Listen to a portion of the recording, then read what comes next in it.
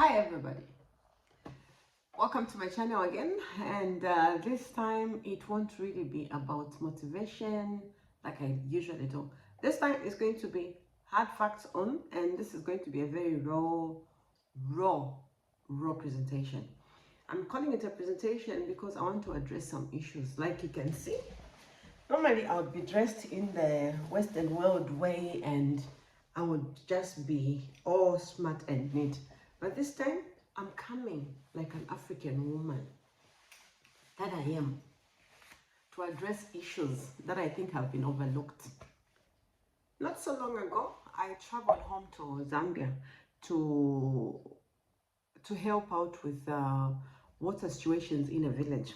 And it's very typical that it's institutions like Danida,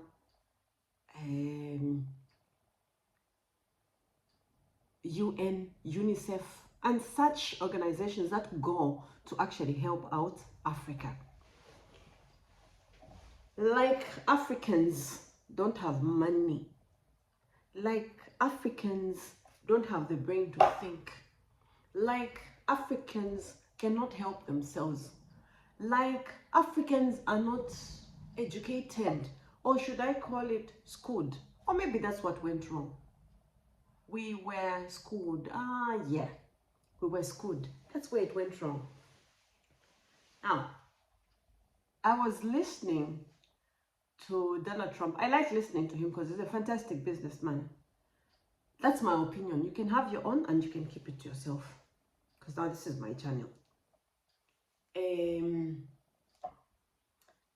Africa, we actually say, I won't say it exactly the way it's supposed to be said, but in Africa, we say, he who is grass is eaten by the goats. So what Donald Trump said was this: if America is not careful, it will end up being like a third world country. And a third world country is not a good place to be in. Something in those lines. It triggered something in me because I come from a country which is called a third world country, a developing nation. But again, if you look at the whole picture of descriptions and terminologies that are used, concepts that are used on African states, a country like Zambia, with not so many people in it, a lot of natural resources that literally every Zambia can be a millionaire or a billionaire. And if you look at a country like America, with a lot of human beings there, if you literally do not export, if you literally don't import anything from Africa as USA, I don't know where you'll be standing. But Africa, this is what we do. We think like school has taught us, which is fine because that's what we were taught. But maybe it's time for education for Africa. Because at the end of the day, other worlds are coming to Africa, America included. They're coming to America to try and deplete our natural resources, go use them, and then send us second-hand clothes for us to wear through Danida and all those NGOs. We are helping Africa because Africans are poor. Tell me, is this beautiful or ugly as compared to something gray, blue, and white? When an African drum is beaten, everybody can dance to it. When rock is being played, not everybody can dance to it. Why? Because it's just glong, glong, glong, glong, making noise.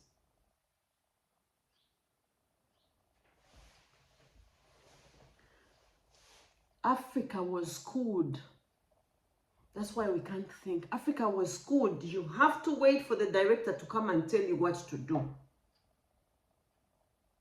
Management is what Africa has been taught is the essence of life, is the essence of government.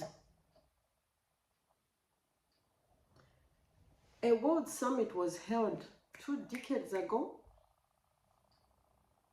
where literally the agenda was made from Europe. And after that summit, hey,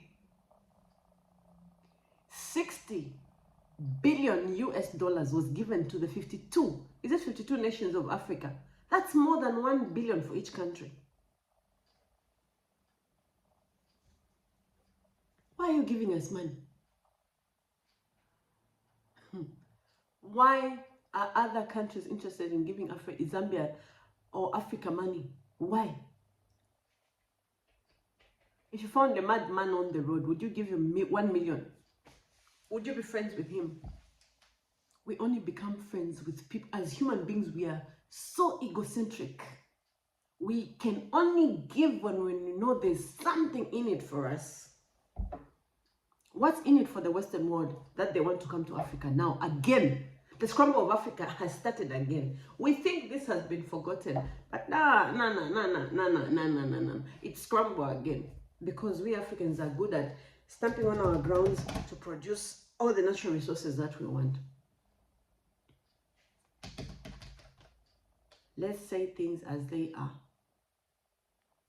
Thank you so much, America. Thank you so much, England. Thank you so much for teaching us English that we can communicate with each other, which somehow was not necessary because we could have figured it out ourselves. You came in. I'm not trying to criticize you, my brother, who's here now as American, but our great-grandfathers had this experience. You guys came in, took over, took what you had to take, like it was not enough. This is still continuing even in our generation, where school is no longer the thing, but education is.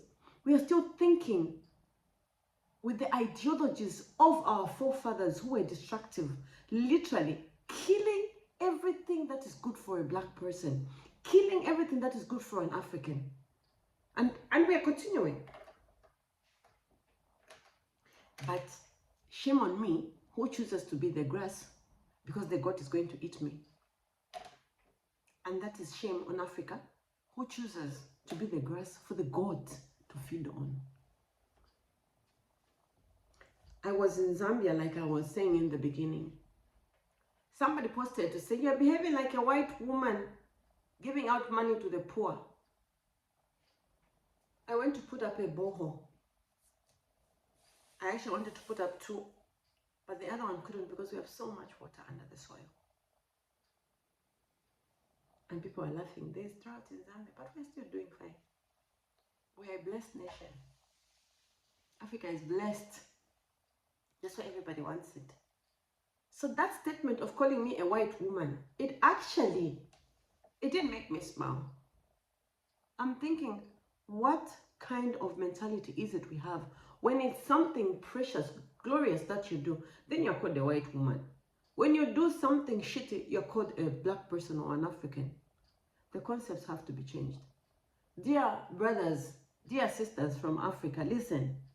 The scramble for Africa is on again, and it has been there. It has never stopped, but we just chose to turn the European eye on it. Like, it's just part of the changes that are happening. There's a lot of things that we can do as Africans on our own. Remember, the one who pays the piper is the one who chooses the song the piper has to play. So this 60 billion that was given to Africa some 20 years ago, 2 decades ago, I think. Do you think that is forgotten? The one who waters the grass is the one who chooses when it has to be cut and when the goats have to come and feed. So my dear African brothers and sisters, this is not time to start thinking, who will help me? Where will I get the next help? Because help is there exactly where you are sitting. You have natural resources, you have the brains, you have everything that you need to your exposure, to your disposal. It just has to be refabricated for it to be exactly what you want it to be. Imagine we send out timber outside and then we get to buy something used up. There's something wrong with the picture. We send cotton out. It comes back as manufactured clothes from Turkey or from wherever. And we buy it in a second-hand shop. And there's something wrong with the picture. There's something wrong with the picture. I can literally not fathom that. We buy canned tomatoes, but the tomatoes are from Africa. Ah!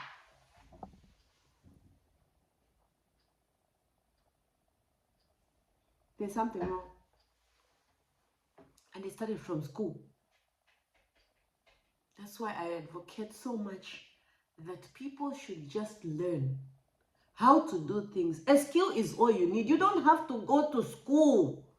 You don't have to go to school. And if anybody asks me, why do my children go to school? Well, I'm in a foreign state and my children have to go to school. But when they come home, I tell my children know this. School is useless. Learn a skill.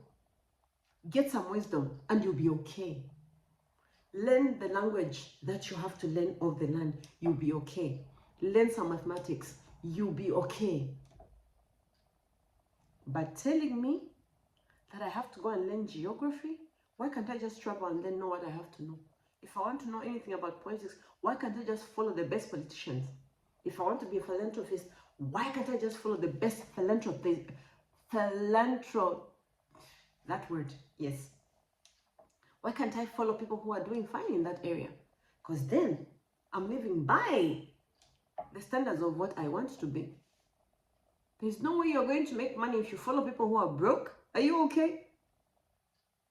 There's no way you're going to be a better farmer if you're following a carpenter. Are you okay? There's no way you're going to be a good manager if you are going to follow people who are cleaning around offices. Are you okay? So listen, my dear brothers and sisters, it's okay that we were schooled by the British or by the Portuguese or whatever it is. But passing the blame on people who have actually hurt you in the past, now, that's childish. We have to figure it out on our own, and the way to figure it out is to follow people who are doing what we